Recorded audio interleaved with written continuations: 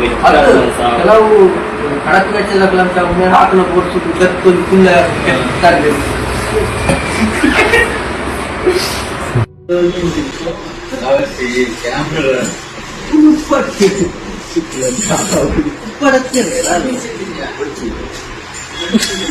ಸ್ನೇಹಿತರೆ ನಮಸ್ಕಾರ, ನಾನು ನಿಮ್ಮ ರಾಕೇಶ್ ಆರುಂಡಿ. ಇದು ಈ ಹೊತ್ತಿನ ಭಯಾನಕ ಸುದ್ದಿ ಅಂದರೂ ತಪ್ಪಾಗೋದಿಲ್ಲ. ಇಡೀ ಕರಾವಳಿಯನ್ನು ಬೆಚ್ಚಿ ಬೀಳಿಸಿದಂಥ ಬಂಟ್ವಾಳದ BC ರೋಡ್ ಲಾವಣ್ಯ ಪ್ರಕರಣಕ್ಕೆ ಸಂಬಂಧಪಟ್ಟ ಹಾಗೆ ಈಗ ಮತ್ತೊಂದು ಬಿಗ್ ಅಪ್ಡೇಟ್ ಕೂಡ ಸಿಗ್ತಾ ಇದೆ ನೋಡಿ. ಒಂದು ಕಡೆ ಕಣ್ಣೆದ್ರೆ ಮಗಳನ್ನು ಕಳೆದುಕೊಂಡು ಕಂಗಾಲಾಗಿರ್ತಕ್ಕಂಥ ಹೆತ್ತ ಕರುಳುಗಳು ಈಗ ಆಕ್ರೋಶದ ಜ್ವಾಲೆಯನ್ನೇ ಉಗುಳ್ತಾ ಇದ್ದಾವೆ.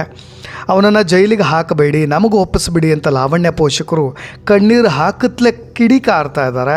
ಈ ಕಡೆ ಭೀಕರ ಕೃತ್ಯವನ್ನು ಎಸಗಿ ಎಸ್ಕೇಪ್ ಆಗಿದ್ದಂಥ ಸೈಕೋ ವ್ಯಕ್ತಿ ಚೇತನ್ ಕೊನೆಗೂ ಪೊಲೀಸ್ನವರ ಬಲೆಗೆ ಬಿದ್ದಿರೋ ಮಾಹಿತಿ ಇದೆ. ಸದ್ಯ ಆಸ್ಪತ್ರೆಯಲ್ಲಿ ಪೊಲೀಸ್ ಕಾವಲಿನಲ್ಲಿ ಚಿಕಿತ್ಸೆ ಕೂಡ ಪಡೀತಾ ಇದ್ದಾನೆ.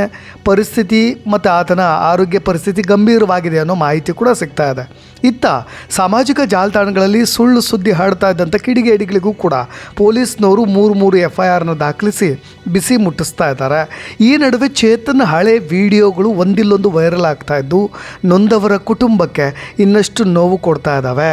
ಹುರಿಯೋ ಬೆಂಕಿಗೆ ತುಪ್ಪ ಸುರಿಯೋ ಕೆಲಸವನ್ನು ಕೂಡ ಮಾಡ್ತಾ ಇದ್ದಾವೆ ನೋಡಿ. ತನ್ನ ಗೆಳೆಯರೊಂದಿಗೆ ಈ ಚೇತನ್ ಹರಟೆ ಹೊಡಿತಾ ಮಾತನಾಡ್ತಾ ಇರೋ ಆ ಹಳೆಯ ವಿಡಿಯೋ ಇದಾಗಿದ್ದು, ಆಕೆಯ ಉಸಿರನ್ನು ಹೇಗೆ ನಿಲ್ಲಿಸಬೇಕು ಅಂತ ಚೇತನ ಮಾನಸಿಕವಾಗಿ ಹೇಗೆ ಸಿದ್ಧನಾಗಿದ್ದ ಅನ್ನೋದಕ್ಕೆ ಈ ವಿಡಿಯೋ ಪುರಾವೆಯನ್ನು ಕೊಡ್ತಾ ಇದೆ ಅಂದರೂ ತಪ್ಪಾಗೋದಿಲ್ಲ. ಒಂದೇ ಒಂದು ಪೆಟ್ಟು ತಲೆಗೆ ಹೊಡೆದು ಬಿಟ್ಟರೆ ಮುಗ್ದೆ ಹೋಯ್ತು ಕತೆ ಅನ್ನೋ ಥರದಲ್ಲಿ ತುಳು ಭಾಷೆಯಲ್ಲಿ ಮಾತನಾಡ್ತಕ್ಕಂಥ ವಿಡಿಯೋ ಇದು. ತಲೆಗೆ ಒಂದು ಪೆಟ್ಟು ಕೊಟ್ಟರೆ ಕತೆ ಮುಗ್ದೆ ಹೋಗುತ್ತೆ ಅಂತ ತುಳು ಭಾಷೆಯಲ್ಲಿ ಆತ ಹೇಳ್ತಾ ಇದ್ದಾನೆ ನೋಡಿ. ಈ ವಿಡಿಯೋ ಈಗ ವೈರಲ್ ಆಗ್ತಾ ಇದ್ದಾಗೆ ಆತನ ಮಾನಸಿಕ ಸ್ಥಿತಿ ಹೇಗಿತ್ತು ಅನ್ನೋದು ಗೊತ್ತಾಗುತ್ತೆ. ಬಿಟ್ಟುಬಿಡು ಅಂತ ಬೇಡ್ಕೊಂಡ್ರೂ ಇವನ ಮನಸ್ಸು ಕರಗಲೇ ಇಲ್ಲ. ನಿಮಗೆ ಈ ಕಡೆಯಿಂದ ಆ ಕಡೆ, ಆ ಕಡೆಯಿಂದ ಈ ಕಡೆ ಓಡಾಡ್ತಾ ಇರೋ CCTV ದೃಶ್ಯಗಳನ್ನು ಗಮನಿಸಿದ್ದೀರಿ. ದಮ್ಮಯ್ಯ ಅಂತೀನಿ ಅಂತ ಕೈ ಮುಗಿದ್ರೂ ಕೂಡ ಹಂತಕನ ನೆತ್ತರದಾಹ ತೀರಿಲ್ಲ. ನನಗೆ ಸಿಗದವಳು ಇನ್ಯಾರಿಗೂ ಕೂಡ ಸಿಗಬಾರ್ದು ಅನ್ನೋ ಹಠಕ್ಕೆ ಬಿದ್ದಿದ್ದಂಥ ಚೇತನ್ ಇಂತಹ ದುರುಳನಿಗೆ ಜೀವ ಕೊಟ್ಟಂಥ ಹೆತ್ತವರು ಈಗ ಹೇಳ್ತಾ ಇರೋದನ್ನು ಕೇಳಿಬಿಟ್ರೆ ಇನ್ನಷ್ಟು ಭಯಾನಕತೆ, ಭೀಕರತೆ, ಈ ಕೇಸ್ನ ಆಳದಲ್ಲಿ ಬಹಳ ನಿಗೂಢವಾದಂಥ ಸತ್ಯಾಂಶಗಳು ಕೂಡ ಹೊರಗೆ ಬರ್ತಾ ಇರೋದು. ಕರಾವಳಿಯನ್ನೇ ಬೆಚ್ಚಿ ಬೀಳಿಸಿದಂಥ ಬಂಟ್ವಾಳದ BC ರೋಡ್ ನರ್ಸ್ ಲಾವಣ್ಯ ಅವರ ಕೇಸ್ಗೆ ಸಂಬಂಧಪಟ್ಟ ಹಾಗೆ ಇದು ಮಹತ್ವದ ತಿರುವನ್ನು ಪಡೆದುಕೊಳ್ತಾ ಇರೋದು. ಇಡೀ ರಾಜ್ಯ ಉಗಿದು ಉಪ್ಪಿನಕಾಯಿ ಹಾಕ್ತಾ ಇದ್ದಂಥ ಇದೇ ಚೇತನ್ ವ್ಯಕ್ತಿ ಅವರ ತಂದೆ ಪುರುಷೋತ್ತಮ್ ಗೌಡ ಮತ್ತು ತಾಯಿಯವರು ಮಾತನಾಡ್ತಾ ಮಾಧ್ಯಮಗಳ ಮುಂದೆ, ನಮ್ಮ ಮಗ ಈ ರೀತಿ ಮಾಡ್ತಾನೆ ಅಂತ ನಮಗೆ ಗೊತ್ತಿರಲಿಲ್ಲ. ಅವನ ಮನೆಯಲ್ಲಿ ಲವ್ ಇದೆ ಅಂತ ಹೇಳ್ತಾ ಇದ್ದ, ಆದರೆ ಬ್ರೇಕಪ್ ಆದ ನಂತರ ತುಂಬ ವೀಕ್ ಆಗಿ ಹೋಗಿಬಿಟ್ಟಿದ್ದ, ಸೈಲೆಂಟ್ ಆಗಿರ್ತಿದ್ದ, ಮನೇಲಿ ಕೂಗಾಡ್ತಾ ಇದ್ದ ಅನ್ನೋ ಮಾಹಿತಿಯನ್ನು, ಬೆಚ್ಚಿ ಬೀಳಿಸೋ ಮಾಹಿತಿಯನ್ನು ಹೇಳಿರೋದು. ಮನೆಯಲ್ಲಿ ಒಂದು ರೀತಿಯ ವಿಚಿತ್ರವಾಗಿ ವರ್ತನೆ ಮಾಡ್ತಾ ಇದ್ದಂತೆ ಅವ್ರ ಪೋಷಕರು ಅಳ್ತಾ ಹೇಳ್ಕೊಳ್ತಾರೆ. ಜೊತೆಗೆ ಚೇತನ್ ಅವ್ರ ತಾಯಿ ತುಂಬ ಭಾವುಕರಾಗಿಯೇ ಮಾತನಾಡ್ತಾರೆ. ಹುಟ್ಟಿಸೋ ಅಧಿಕಾರ ನಮಗಿದೆ, ಆದರೆ ಇನ್ನೊಬ್ಬರ ಜೀವನ ತೆಗೆಯೋ ಹಕ್ಕಿಲ್ಲ. ಆದರೆ ಈಗ ಭಾಳಷ್ಟು ಜನರು ಆತನನ್ನು ಮುಗಿಸೇ ಬಿಡಿ ಅನ್ನೋ ರೀತಿಯಾಗಿ ಸಾರ್ವಜನಿಕವಾಗಿ ಆಕ್ರೋಶ ಹೊರ ಹಾಕ್ತಾ ಇದ್ದಾರೆ. ಬಂಟ್ವಾಳದಲ್ಲಿ ಪ್ರತಿಭಟನೆಗಳನ್ನು ನಡೆಸ್ತಾ ಇದ್ದಾರೆ. ನಾವು ಹೇಗಿದನ್ನೆಲ್ಲವನ್ನು ಕೂಡ ಕಿವಿಯಲ್ಲಿ ಕೇಳೋದು? ಶಿಕ್ಷೆ ಕೊಟ್ಬಿಡಿ ಅವನಿಗೆ ಅನ್ನೋ ರೀತಿಯಾಗಿ ಒಂದು ರೀತಿಯಾಗಿ ನೋವಿನ ಆಕ್ರಂದನದಲ್ಲೇ ಅದನ್ನು ಹೇಳ್ತಾ ಇರೋದು. ನಮ್ಮ ಕಳ್ಳಿನಲ್ಲಿ ಹುಟ್ಟಿದ ಮಗನಿಗೆ ನಾವು ಯಾವ ರೀತಿಯಾಗಿ ಆತನನ್ನು ಮುಗಿಸ್ಬಿಡಿ ಅಂತ ಹೇಳಲಿಕ್ಕಾಗುತ್ತೆ ಅಂತ ಕಣ್ಣೀರು ಇಡ್ತಾ ಹೇಳ್ತಾರೆ ನೋಡಿ. ಹೆತ್ತ ಕರಳು, ತಂದೆ ತಾಯಿಯ ನೋವು ಎಲ್ರಿಗೂ ಕೂಡ ಸಹಜವಾಗಿ ಅರ್ಥ ಆಗುತ್ತೆ. ಎಲ್ಲೋ ಒಂದು ಕಡೆ ತಂದೆ ತಾಯಿಗಳು ಕೂಡ ತಪ್ಪು ಮಾಡಿಬಿಟ್ರೆ ಈ ರೀತಿಯಾಗಿ ಅವ್ನ ಮನೇಲಿ ವಿಚಿತ್ರವಾಗಿ ವರ್ತಿಸ್ತಾ ಇದ್ದರೂ ಕೂಡ ಇದು ಒಂದು ಹಂತಕ್ಕೆಲ್ಲೋ ವಿಕೋಪಕ್ಕೆ ಹೋಗುತ್ತೆ, ಇದು ಏನೋ ಆಗಿಬಿಡ್ಬೋದು ಅನ್ನೋ ಸೂಕ್ಷ್ಮತೆಯನ್ನು ಅವರು ಅರ್ಥಕೊಳ್ಬೇಕಾಗಿತ್ತು ಅಂತ ಅನಿಸುತ್ತೆ ನೋಡಿ. ಕೃಷಿ ಮತ್ತು ಹಾಲನ್ನು ಮಾರಾಟ ಮಾಡ್ತಾ ಕಷ್ಟಪಟ್ಟು ಮಗನಿಗೆ ಶಿಕ್ಷಣ ಕೊಟ್ಟು ಓದಿಸಿದವರು ಅವರು ಅದನ್ನೇ ಹೇಳ್ತಾ ಇದ್ದರು. ಅವನ ಸ್ವಭಾವ ಒಳ್ಳೆಯದಿತ್ತು, ಇದು ಯಾವುದು ಕೂಡ ವೀಕ್ನೆಸ್ ಗೊತ್ತಾಗಲೇ ಇಲ್ಲ ನಮಗೆ, ಯಾಕೆ ಈ ರೀತಿ ಮಾಡ್ದ ಅದು ಕೂಡ ಗೊತ್ತಾಗಲಿಲ್ಲ ಅಂತ ಕಣ್ಣೀರು ಇಡ್ತಾರೆ ನೋಡಿ. ಕುಟುಂಬದವರ ಈಗಿನ ಸ್ಥಿತಿ ತುಂಬ ಕಳವಳಕಾರಿ. ನನಗೆ ಒಂದು ಹೊತ್ತು ಊಟ ಮಾಡದಿದ್ದರೆ ಆಗ್ತಾ ಇರಲಿಲ್ಲ, ಈಗ ಊಟ ಕೂಡ ಸೇರ್ತಾ ಇಲ್ಲ. ಮನೆಯಲ್ಲಿ ಯಾರೂ ಊಟನೂ ಕೂಡ ಮಾಡ್ತಾಯಿಲ್ಲ, ನಿದ್ದೆ ಮಾಡ್ತಾಯಿಲ್ಲ, ನೋವಿನಲ್ಲೇ ಇದ್ದೀವಿ ಅಂತ ಚೇತನ್ ತಾಯಿ ಹೇಳ್ತಾ ಇರೋದು. ಚೇತನ್ ಅವತ್ತೇ ಹೋಗಿಬಿಡ್ಬೇಕಿತ್ತು, ನನಗೆ ನೆಮ್ಮದಿ ಆದರೂ ಇಡ್ತಾಯಿತ್ತು ಅಂತ ಬಿಕ್ಕಿ ಅಳ್ತಾ ಹೋಗ್ತಾರೆ. ಚೇತನ್, ನಾನು ಆಕೆ ಇಲ್ಲದೆ ಹೋಗ್ಬಿಟ್ರೆ ನನ್ನ ಪ್ರಾಣವೇ ಕಳ್ಕೊಂಡ್ಬಿಡ್ತೀನಿ. ಜೊತೆಗೆ ನಮ್ಮನ್ನು ಭಾಳಷ್ಟು ಸರಿ ಮನೇಲಿ ಈ ಥರದನ್ನು ಹಂಚ್ಕೊಳ್ತಾ ಇದ್ದ ನನ್ನ ಮಾಹಿತಿ, ಪ್ರೀತಿ ಯಾವ ಮಟ್ಟಕ್ಕೆ ಹೋಗಿತ್ತು ಅನ್ನೋದು ಇಲ್ಲೆಲ್ಲ ಗೊತ್ತಾಗ್ತಾ ಇದೆ. ಆದರೆ ನಮ್ಮನ್ನು ಮಾತ್ರ ಯಾವಾಗಲೂ ಕೂಡ ಪ್ರೀತಿಯಿಂದ ನೋಡ್ತಾ ಇದ್ದ. ಈಗ ನಮಗೂ ಆಗ ಅನ್ನಿಸ್ತಾ ಇದೆ ಅವನು ಹೋಗಿದ್ರೇ ಸರಿ ಇತ್ತು ಅಂತ. ಎಲ್ಲ ಮುಗಿದ ಮೇಲೆ ನಮ್ಗೆ ಇನ್ನೇನು ಬೇಕು ಅಂತ ಕುಟುಂಬಸ್ಥರು ನೋವನ್ನು ತೋಡ್ಕೊಳ್ತಾ ಇರೋದು.